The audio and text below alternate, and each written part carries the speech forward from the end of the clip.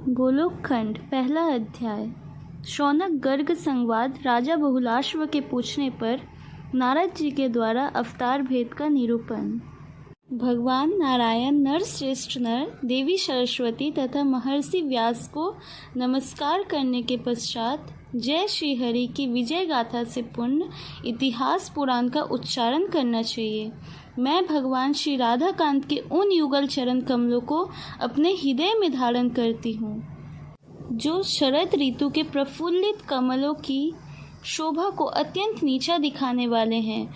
मुनि रूपी भ्रमरों के द्वारा जिनका निरंतर सेवन होता रहता है, जो व्रज और कमल आदि के चिन्हों से विभूषित हैं, जिनमें सोने के नूपुर चमक रहे हैं और जिन्होंने भक्तों के त्रिविध ताप का सदा ही नाश किया तथा जिनसे दिव्य ज्योति छिटक रही है, जिनके मुख कमल से निकली हुई आदि कथा रूपी सुधा का बरभागी मनुष्य सदा पान करता रहता है। वे बद्री वन में विहार करने वाले प्रणत जनों का ताप हरने में समर्थ भगवान विष्णु के अवतार सत्यवती कुमार श्री व्यास जी मेरी वाणी की रक्षा करे, उसे दोष मुक्त करे। एक समय की बात है, ज्ञान शिरोमणि परम तेजस्वी मुनिवर गर्ग जी, जो योग शास्त्र के सूर्य हैं, शौनक जी से मिलने के लिए नैमिषारण्य में आए। उन्हें आया देख मुनियों सहित शौनक जी सहसा उठकर खड़े हो गए और उन्होंने पाद आदि उपचारों से विधिवत उनकी पूजा की। शौनक जी ने कहा, साधु पुरुषों का सब ओर विचरण करना धन्य है, क्योंकि वह गृहस्थ जनों को शांति प्रदान करने का हेतु कहा गया है।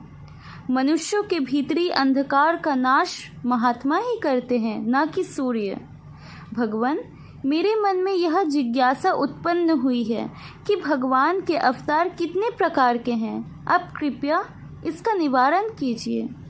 श्री गर्ग जी कहते हैं, ब्राह्मण, भगवान के गुणानुवाद से संबंध रखने वाले आपका यह प्रश्न बहुत ही उत्तम है। यह कहने, सुनने और पूछने वाले तीनों के कल्याण का विस्तार करने वाला है। इसी प्रसंग में एक प्राचीन इतिहास का कथन किया जाता है, जिसके श्रवण मात्र से बड़े बड़े पाप नष्ट हो जाते हैं। पहले की बात है, मिथिलापुरी में बहुलाश्व नाम से विख्यात एक प्रतापी राजा राज्य करते थे। वे भगवान श्री कृष्ण के परम भक्त, शांत चित्त एवं अहंकार से रहित थे। एक दिन मुनिवर नारद जी आकाश मार्ग से उतरकर उनके यहाँ पधारे। उन्हें उपस्थित देखकर राजा ने आसन पर बिठाया और भली भांति उनकी पूजा करके हाथ जोड़कर उनसे इस प्रकार पूछा, भगवान शरीर कैसे धारण करते हैं?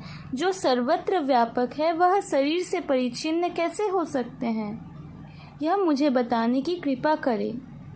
तब नारद जी ने कहा, गौ, साधु, देवता, ब्राह्मण और वेदों की रक्षा के लिए साक्षात भगवान श्रीहरि अपनी लीला से शरीर धारण करते हैं।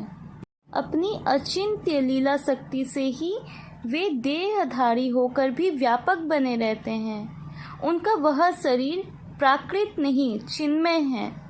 जैसे नट अपनी माया से मोहित नहीं होता और दूसरे लोग मोह में पड़ जाते हैं, वैसे ही अन्य प्राणी भगवान की माया देखकर मोहित हो जाते हैं, किंतु परमात्मा मोह से परे रहते हैं। इसमें लेश मात्र भी संशय नहीं है। श्री जनक जी ने पूछा, मुनिवर, संतों की रक्षा के लिए भगवान विष्णु के कितने प्रकार के अवतार होते हैं? यह मुझे बताने की कृपा करे। तब श्री नारद जी बोले, राजन, व्यास आदि मुनियों ने अंशांश, अंश, आवेश, कला, पूर्ण और परिपूर्णतम, ये 6 प्रकार के अवतार बताए हैं। इसमें छठा परिपूर्णतम अवतार साक्षात भगवान श्री कृष्ण ही हैं। मरीचि आदि अंशांशा अवतार, ब्रह्मा आदि अंशा अवतार, कपिल एवं कूर्म प्रभृति कला अवतार और परशुराम आदि आवेशा अवतार कहे गए हैं।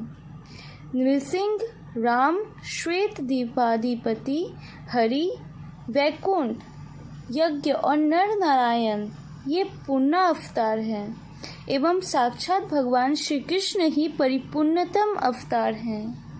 असंख्य ब्रह्मांडों के अधिपति वे प्रभु गोलोक धाम में विराजते हैं, जो भगवान के दिए सृष्टि आदि कार्य मात्र के अधिकार का पालन करते हैं।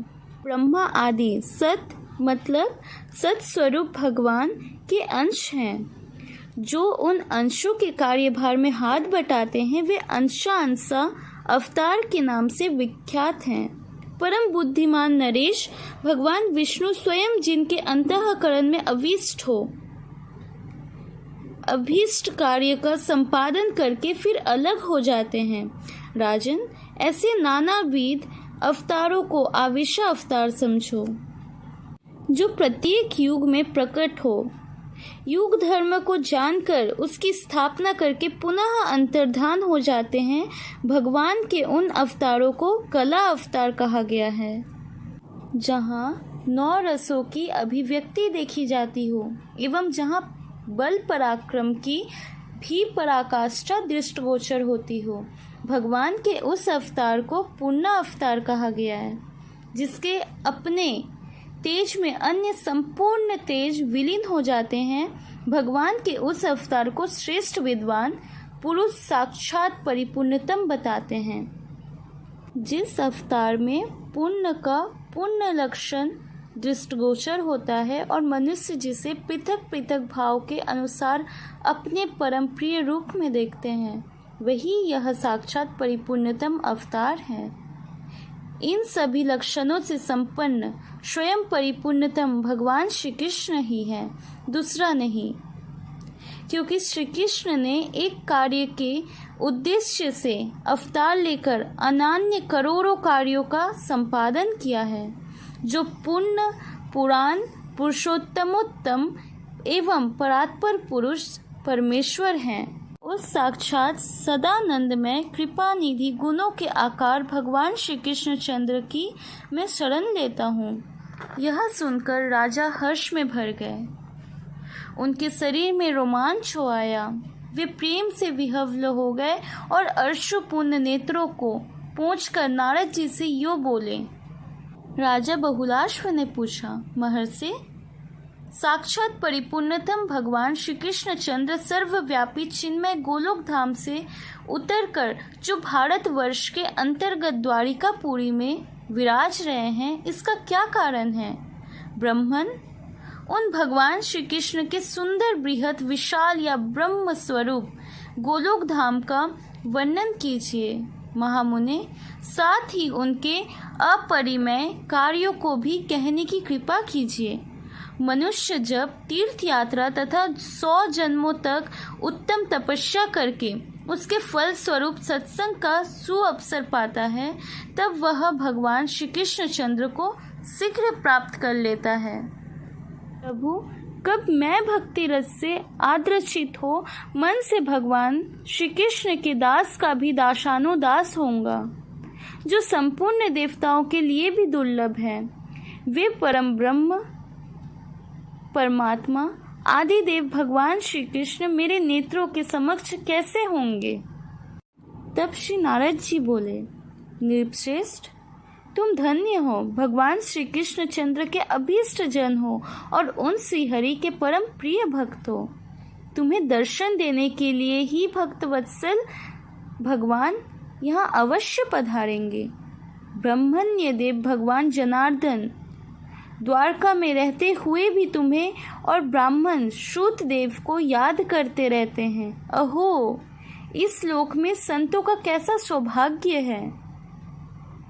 हरे कृष्णा कृष्णा कृष्णा हरे हरे, हरे राम राम राम हरे हरे। वाञ्छाकल्पतरुभ्यश्च कृपा सिंधु एव च पतितारं पावनेभ्यो वैष्णवेभ्यो नमो नमः।